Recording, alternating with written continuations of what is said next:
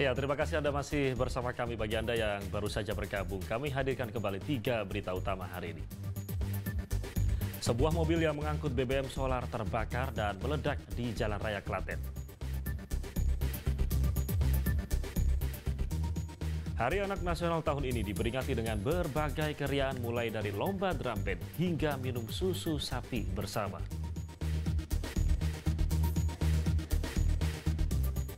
Uniknya kreasi boneka perca berkebaya, karya seorang perempuan warga kota Semarang.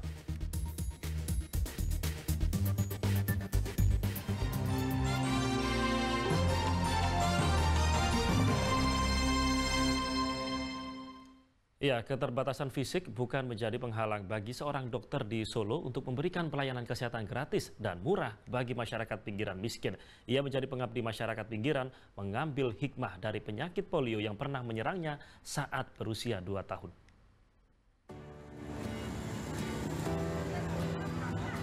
Pengabdi masyarakat pinggiran. Mungkin kata-kata itu pas bagi Maria Setiawati, seorang dokter di Solo. Ia selama ini melakukan aksi sosial bagi masyarakat pinggiran. Meski mengalami keterbatasan fisik, tak menyurutkan semangatnya untuk memberikan pelayanan maksimal bagi para pasiennya. Dengan telaten, dokter berusia 65 tahun ini mendengarkan keluhan sakit dan memeriksa fisik pasien untuk memastikan sakit yang diderita. Salah satu warga Kedung Lumbuy yang sengaja memeriksakan keluhan sakitnya di klinik milik Dr. Maria Retno Setiawati mengungkapkan biaya pengobatan yang lebih murah dan dokter yang sudah berpengalaman praktik puluhan tahun menjadi alasannya datang. Biaya pengobatan gratis atau lebih murah di klinik ini ia ketahui dari rekan-rekannya. Dengan biaya 40 hingga 50 ribu, pria berusia 50 tahun ini bisa berkonsultasi dan mendapatkan obat sesuai keluhan sakitnya. Udah lama mas, istilahnya ya 15 tahun udah ada. Lu dengar dari teman-temannya atau ya. gimana? Terus tadi kena tarif berapa Pak biayanya? Biaya 40.000. Itu sudah sama obat ya Pak? Sama obatnya. Kalau misalnya di klinik lain itu lebih dari segi Pak? Biaya kalau misalnya periksa di klinik lain itu biaya mungkin lebih dari itu ya? Biasanya 70 sampai 100. Mengabdi kepada masyarakat pinggiran bagi Dr. Maria seperti menjadi penebusan penyakit polio yang ia derita saat berusia 2 tahun. Dokter alumnus Universitas Islam Sultan Agung Semarang itu ingin mendedikasikan ilmu kesehatan melayani masyarakat kecil. Model pelayanannya berbeda dengan dokter lain. Mantan Kepala Puskesmas Manahan Solo itu memasang tarif rendah hingga tarif sosial alias gratis bagi pasiennya, hingga tak jarang mendapatkan suara sumbang dari rekan seprofesi. Kok saya tuh kena polio ya gitu. Terus ternyata tuh harus imunisasi polio. Ya udah kan aku tak masuk jadi dokter supaya aku bisa memberitahu bahwa ibu-ibu tuh harus membawa anaknya untuk divaksin polio. Dan itu aja. Terus saya masuk di Fakultas Kedokteran. Tarifnya tuh murah sekali. Saya sakit diprotes sama teman-teman juga ya. Maria tuh gimana? Kita sekolah tuh kan mahal. Terus kita masuk sama perawat aja, nariknya banyak perawat gitu ya. Bu dokter, saya tuh cuma punya uang segini, tapi anak saya 2 ini sakit. Ya sih nggak seperti itu, saya malah kan nggak usah bayar. Tetap saya kasih obat. Dan obatnya tidak akan saya kurangi. Bilang bayar terkait enggak akan. Saya merasa saya tuh kerja adalah ibadah itu aja. Jadi nek saya kerjanya jelek, berarti saya tuh ibadahnya jelek. Dalam sehari di klinik Maria dapat menerima pasien sebanyak 30 hingga 50 orang. Mayoritas pasien yang datang berasal dari kalangan ekonomi menengah ke bawah. Heri Prasetyo melaporkan dari Solo. Ya, sementara itu Hari Anak Nasional tahun ini diperingati dengan berbagai keriaan bagi anak. Ada yang menyelenggarakan lomba drum band di Klaten, lomba mewarnai di Banyumas hingga minum susu sapi bersama di Boyolali. Ratusan anak usia SD dan SMP dengan ceria mengikuti lomba drum band memperingati Hari Anak Nasional di Geraha Bung Karno, Klaten, Selasa lalu. Lomba diikuti pelajar 16 sekolah tingkat SD dan SMP di Klaten. Setiap tim terdiri dari 20 orang anak sampai 25 orang anak. Para peserta mengaku sangat senang dapat mengikuti lomba drum band tersebut. Sebelum berlomba, mereka telah berlatih serius untuk bisa merebut gelar juara. Gimana ya, kayak terinspirasi gitu loh dari kita melihat orang-orang yang bisa tampil drum band itu bagus. Jadi saya terinspirasi ikut lomba ini.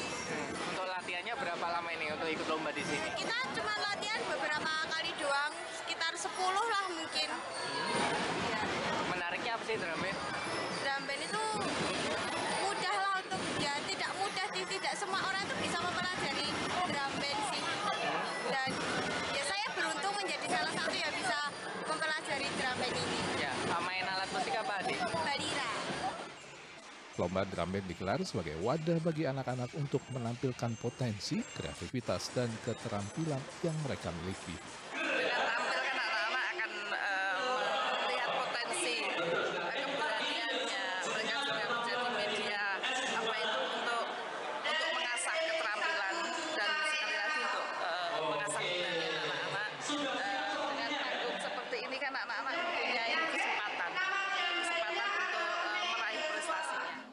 Peron stasiun kereta api Purwokerto mendadak dipenuhi anak-anak dari sejumlah taman kanak-kanak di Kabupaten Banyumas. 60 anak taman kanak-kanak mengikuti lomba mewarnai memperingati Hari Anak Nasional yang diselenggarakan PT Kereta Api Daops 5 Purwokerto. Lomba sengaja digelar di dalam kompleks stasiun kereta api Purwokerto agar anak-anak mengenal moda transportasi massal berbasis rel ini sejak usia dini. Seluruh anak-anak peserta lomba diwajibkan mewarnai gambar kereta api yang telah disediakan oleh panitia. Berbagai ekspresi ditunjukkan anak-anak saat mewarnai gambar kereta api. Panitia memberikan waktu selama 45 menit bagi setiap peserta untuk mewarnai. Jadi kenapa kami sangat concern untuk mengajak anak-anak lebih mengenal kereta api. Alat transportasi yang memiliki sejarah panjang di Indonesia ini adalah kereta api. Mulai ada sejak zaman dahulu, sebelum Indonesia merdeka, sampai hari ini. Lalu yang kedua, transportasi yang paling ramah dengan lingkungan dan mengangkut masyarakat massal, yaitu transportasi kereta api. Nah, harapan kami bahwa anak-anak Indonesia bangga dengan transformasi massal ini, karena lebih ramah lingkungan. Mudah-mudahan anak-anak bangsa Indonesia ini makin mencintai transportasi kereta api. Lain lagi peringatan Hari Anak Nasional di SD Negeri 2 Nepen, Kecamatan Teras, Boyolali. Pihak sekolah menyiapkan susu sapi yang dibagikan kepada seluruh murid yang ada di sekolah. Murid pun antre bergiliran untuk mendapatkan 1 gelas susu sapi. Ikut minum susu bersama dalam rangka Hari Anak Nasional. Seneng deh susunya? Senang. Kalau kayak gini baru kali ini atau sudah pernah? Udah pernah. Udah pernah, tapi kamu suka minum susu ya? Iya. Seneng deh ikut minum susu? Senang. Nah, ini dari mana susunya? Dari sekolah gratis. Nah, berarti seneng ikut minum susu ya? Senang. Sudah pernah minum susu sebelumnya kayak gini? Kegiatan ini? Belum? Baru kali ini? Iya. Minum susu sapi bersama sengaja diberikan sekolah sebagai salah satu cara untuk menambah kecukupan gizi pada siswa sekolah dasar. Pihak sekolah menyediakan 30 liter susu sapi yang sudah dimasak untuk dibagikan kepada siswa. Kan memperingati Hari Anak tahun 2024. Tadi sekolah menyediakan ada 100 porsi minum susu gratis untuk anak-anak. Ini baru pertama kali di SD Negeri 2. Semoga dengan adanya minum susu secara gratis ini nanti anak-anak tambah sehat, tambah semangat belajar. Selain minum susu bersama, Hari Anak Nasional di SD Negeri 2 Nepen diwarnai pengenalan berbagai macam baju adat dan masakan tradisional Indonesia. Tim Liputan melaporkan. Ya, di Semarang, kebaya menjadi inspirasi seorang wanita memadupadankan pakaian tradisional ini menjadi boneka unik dan mengemaskan. Seperti apa kelucuannya? Berikut liputannya. Wah, lucu banget ya bonekanya. Padu padan kebaya ini membuat boneka-boneka ini semakin menggemaskan. Boneka mungil ini merupakan hasil karya Darum Santi, warga Kelurahan Mukti Harjo Kidul, Kota Semarang. Santi berhasil mengolah kain perca menjadi kerajinan boneka Nusantara yang memiliki nilai jual.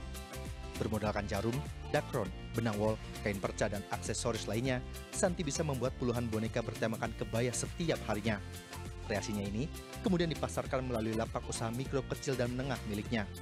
Ide kreativitas Santi diciptakannya sejak tahun 2022 secara otodidak. Ide membuat boneka berbalut kebaya bertujuan untuk turut serta melestarikan warisan budaya tak benda milik Indonesia. Awalnya dulu kan memang saya tujuannya itu untuk ikut turut serta melestarikan budaya. Kemudian seiring waktu lebih fokus ke boneka kebaya. Satu, karena saya orang Jawa, pasti saya ingin melestarikan budaya Jawa dulu. Kemudian yang kedua, karena baju kebaya itu sudah dijadikan baju nasional ya Mas ya. Jadi sudah di dunia pun juga sudah diakui kalau baju kebaya itu sudah menjadi baju nasional Indonesia. Sementara, kain perca yang digunakan sebagai bahan dasar pembuatan boneka menjadi upaya Santi untuk menjaga kebersihan dan merawat bumi. Karena kain perca sulit terurai. Harga yang dibanderol bervariasi, tergantung ukuran dan kerumitan saat proses pembuatannya, yakni dijual Rp110.000 hingga Rp170.000. Hasil karya Santi sudah terjual ke berbagai kota di Pulau Jawa hingga Pulau Kalimantan dan Sumatera. Selain dijual secara offline, Santi juga menjual bonekanya secara online. Dalam sebulan, Santi bisa menjual 50 hingga 100 boneka dan menghasilkan omset hingga Rp15 juta. Saya sih rencana mau beli 2, karena kan ini Hari Kebaya Nasional ya kalau nggak salah. Saya mau kasih ke teman. Buat kado gitu ya? Buat kado, kebetulan ada pas ulang tahun juga. Boneka kebaya buatan Santi bisa dibuat sesuai permintaan pelanggan loh, mulai dari warna rambut, warna kebaya, hingga ukuran. Ali Mustakfirin melaporkan dari Kota Semarang.